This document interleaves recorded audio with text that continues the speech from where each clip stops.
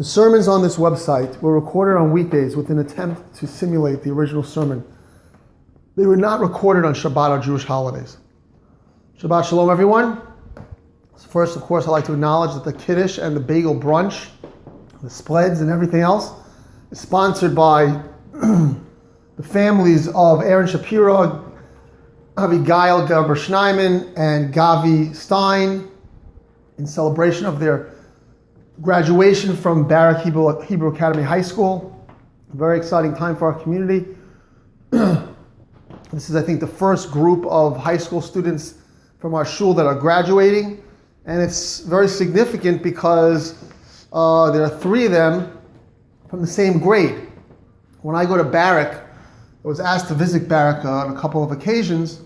I'm like a celebrity there because our small shul, relative to other shuls that have been here much longer than us, more established, with huge congregations and huge buildings, is represented. Our shul is represented to a large degree more than many other shuls in Philadelphia at Barak in this grade.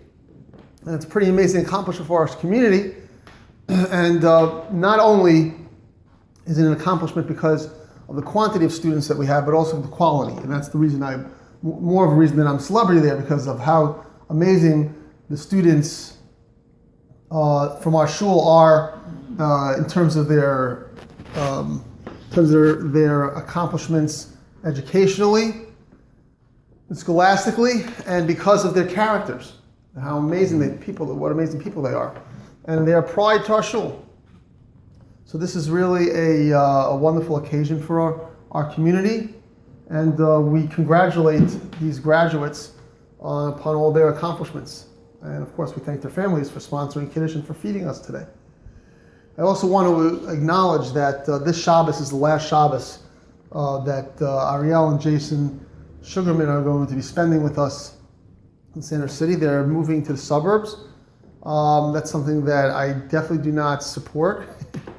If you're going to leave to the suburbs, it's we always say that's a mistake. You should, the city's so much cooler, so much more exciting, so much better than the suburbs.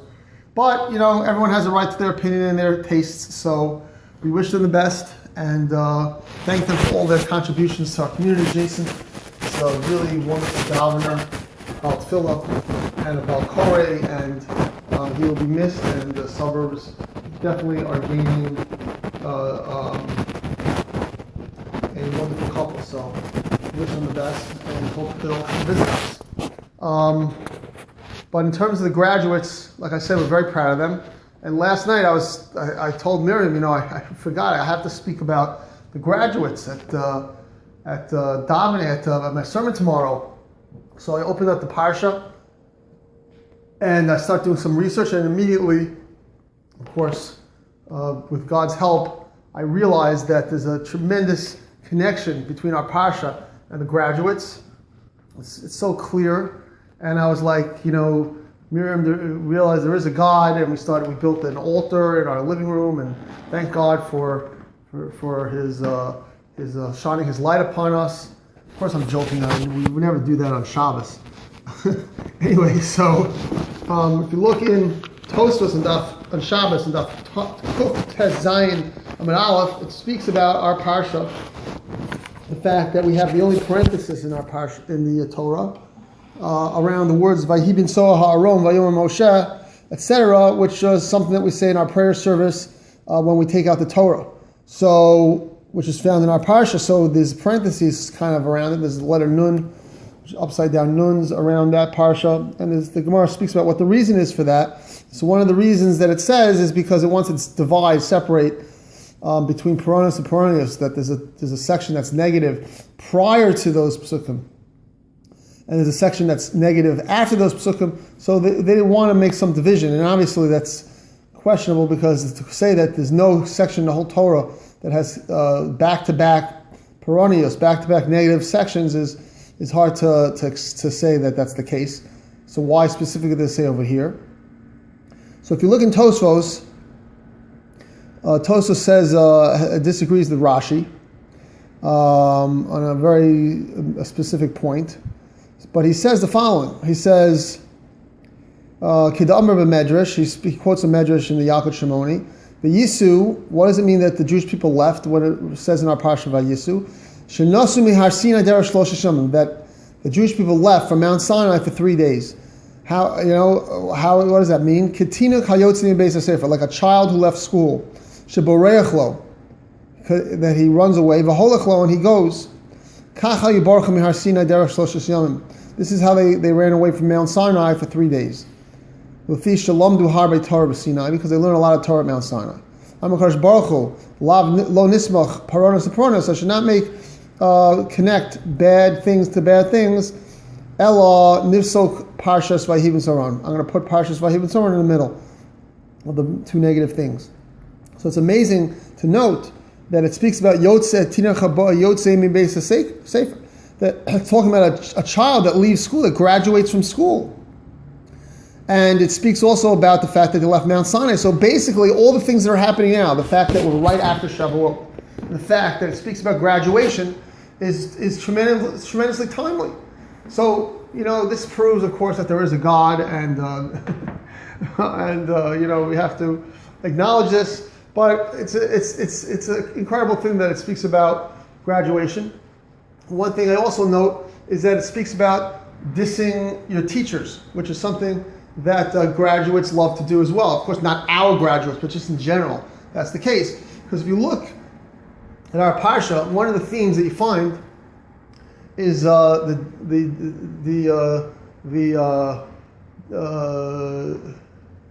dissing, I guess you could say, the negative feelings and negative outcomes when it comes to Moses.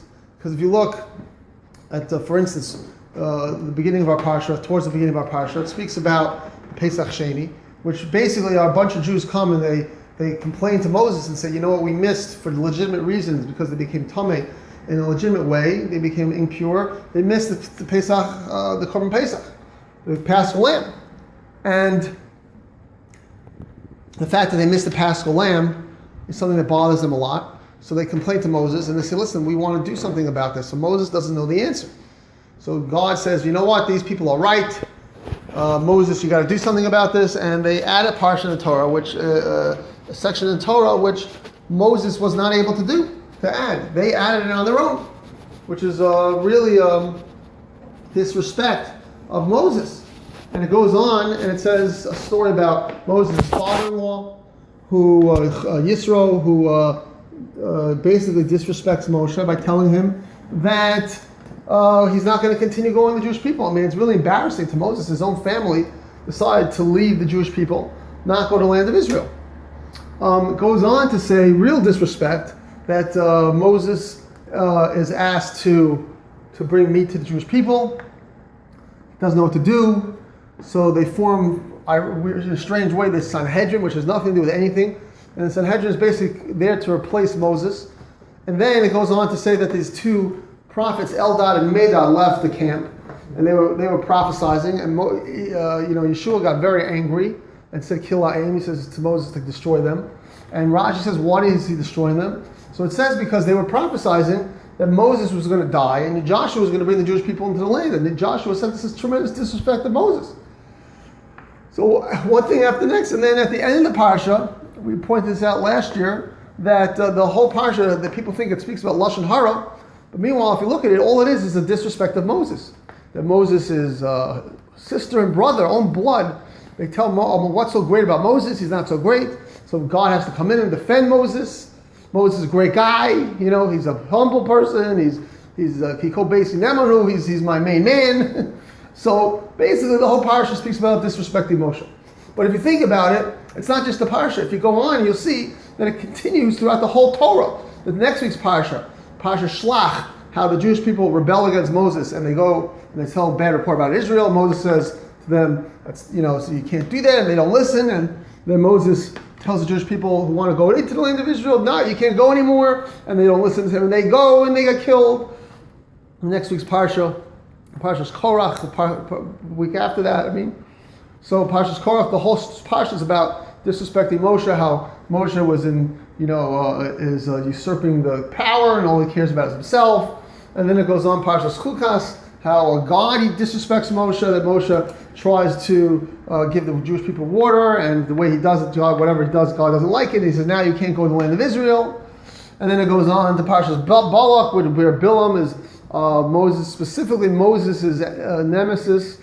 Says, Lo kam b'Yisrael k'Moshe. Oh, there was no Jewish prophet like Moses, but there was among the Goyim, among the non-Jewish prophets that were equivalent to Moses. And Moses basically gets challenged in his prophecy by non-Jewish prophet Bilam. And then, even though Moses wins the round, but he loses the war, because then Bilam sends a Midianite woman against the Jewish men, and they defeat the Jewish men in that sense. And then that specific incident causes that Moses is asked a specific question about Zimri and Cosby, whether they should kill him. He doesn't know the answer. So Pinchas takes over the limelight, and then it goes on to tell us that Moses isn't going to the land of Israel. So B'no Slavchad come, and they specifically ask him about the land of Israel, and Moses doesn't know the answer, because there's no connection to the land of Israel.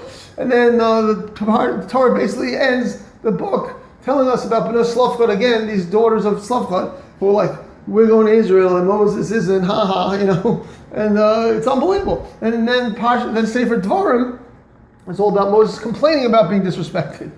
So the whole Torah is basically the theme. The rest of the Torah is disrespecting your teacher, your main teacher, Moses. So it's really hard to understand, why this is the case. And if you look in our parsha, we see that there's another side to these things. So specifically in the case of the meat, which we always say explains the difference in meat and milk, is that Moses says he's like a nursing mother. He's yonik,